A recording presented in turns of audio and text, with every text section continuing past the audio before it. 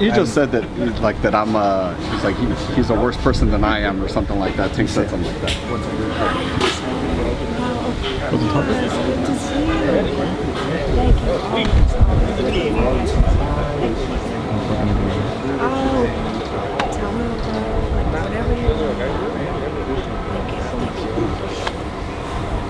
He just said something about, like, he's a worse person than I am. Tink basically said that, just kind of talking about that Ryan gambles, but he talks about God and kind of going back and forth with that stuff.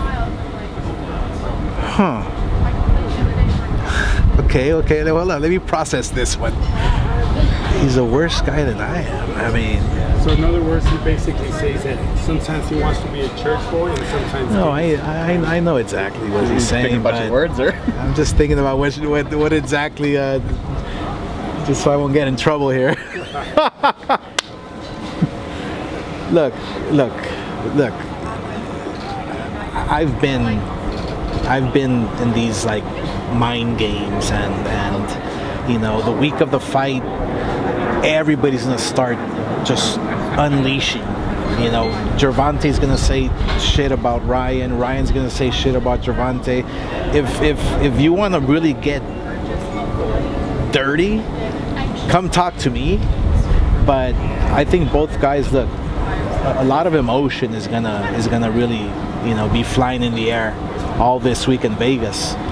But look, I mean, I don't want to put down Gervonta. I don't want to say anything about that. I just think, look, that I've been in this position before, and the shit talking and this and that, you know, it's all part of the game, you know. Let them do that. I'm gonna stay out of it. Let's just put it that way, because I can say a lot of shit. Oscar, you've been here many times before, obviously, as a fighter. What kind of advice would you give Ryan, you know, leading up to this fight week, the biggest fight of his career? I've told him, look, this week here, this fight week, this is where you're supposed to be, you know, where you're supposed to conserve your energies. This is where you're supposed to be serious and locked in, you know, focused and angry, you know. Once you make the weight, you feel a little better, but you just keep that tension, you know. And then on Saturday night, first bell rings, boom, it's automatic. So it's all about feeling those nerves, you know. Okay. I mean, I've been there many times, and it's all about feeling the nerves and feeling the anger, and think about the pain you went through working out and making weight and this and that. Just unleash on Saturday night. Smart. Yeah, without giving too much info, just what kind of blueprint would you give Ryan? You know, just advice as far as taking out Tank and lefty or southpaw. Look, he should have his own.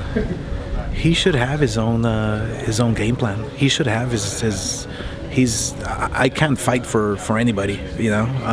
I can give him advice, but look, all I can say is that the jab in boxing will go a long way. And nobody uses it, and nobody has a better jab than Ryan Garcia. So that's the number one advice that I've always given him. If Ryan's already a star, you know, with a victory over Tank, you know, it puts him as a face of boxing. Would put him in superstardom. Would put him as the man in boxing. So it's exciting to be able to build fighters like Canelo. It's exciting to be able to discover fighters like Ryan Garcia.